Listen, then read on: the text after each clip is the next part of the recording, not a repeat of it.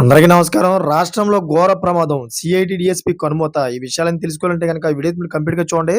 అప్పుడే మీకు complete information ఏంటో అర్థమవుతుంది. అదేవిధంగా చాలామంది వీడియో చూస్తున్నారు గానీ, లైక్ అండ్ కామెంట్ చేయట్లేదు. దయచేసి లైక్ అండ్ కామెంట్ చేయండి. లైక్ అండ్ కామెంట్ చేయడం వల్ల ఈ విషయాలని మనం చాలా మందికి తెలియజేసిన వాళ్ళవుతాం. ఇంకా లేట్ చేయకుండా ఈ వీడియోల యొక్క పూర్తి వివరాలేంటో మనం పూర్తిగా తెలుసుకుందాం.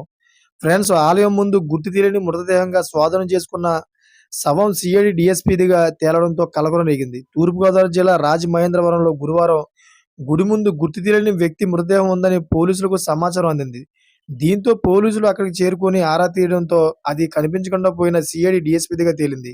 అయితే రాజమహేంద్రవరం పోలీసుల వివరాల ప్రకారం రాజమండ్రి గాంధీపురం పరిధిలోని ఎస్ఆర్ఎంటీ ఎస్ఆర్ఎంటీ గోడౌన్ సమీపంలో ఉన్న సాయిబాబా దుర్గ గుడి దగ్గర మృతదేహం పడి ఉందని స్థానికులు గురువారం మధ్యాహ్నం పోలీసులకు సమాచారం అందింది.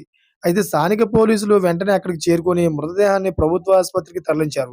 మృతి దగ్గర ఎలాంటి ఆధారాలు లేకపోవడంతో ఫోటోను పోలీసులు వాట్సాప్ గ్రూపులో పెట్టారు. కాసేపట్లోనే పోలీసులు ఆయన్ని గుర్తించారు. రాజమండ్రిలో పనిచేస్తున్న సీఐడీ డీఎస్పీకి గుర్తించడంతో కలకలం రేగింది. కర్నూలు జిల్లా ఆస్పత్రికి చెందిన బి నాగరాజు 1995లో ఎస్ఐగా పోలీస్ సర్వీసులో చేరారు.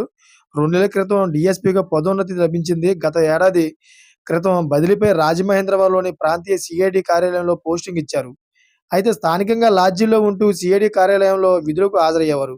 అనారోగ్య కారణాలతో అనారోగ్య కారణాలతో నాగరాజు డిసెంబర్ నుంచి మెడికల్ లీవ్‌లో ఉన్నారు. ఫిబ్రవరి నెల 2న రాజమహేంద్రవరం వెళ్తున్నానని కర్నూలు నుంచి బయలుదేరి వచ్చారు. అయితే స్థానికంగా ఉండే లాడ్జ్‌లో ఉంటూ 10వ తేదీ వరకు కుటుంబ సభ్యులకు ఫోన్‌లో అందుబాటులో ఉన్నారు. అదే రోజు రాత్రి 10 గంటలకు చివరగా మాట్లాడారు. తర్వాత ఆయన ఫోన్ స్విచ్ ఆఫ్ అయింది. హైదరాబాద్‌లో ఉంటున్న నాగరాజు కుమారుడు వంశీకృష్ణ గురువారం ఉదయం రాజమహేంద్రవరం వచ్చి తండ్రి కోసం ఆరా తీయడంతో ఆయన ఆఫీసుకు రావడం లేదని సిబ్బంది చెప్పారు. ఈ క్రమంలో గురువారం మధ్యాహ్నం వాట్సాప్ గ్రూప్‌లో పెట్టిన నాగరాజు ఫోటోను సీఐడీ సిబ్బంది గుర్తించి పోలీసులకు సమాచారం ఇచ్చారు. అనుమానాస్పద మృతిగా కేసు నమోదు చేసి దర్యాప్తు చేస్తున్నామని సీఐ బాజిల్లాల్ పేర్కొన్నారు.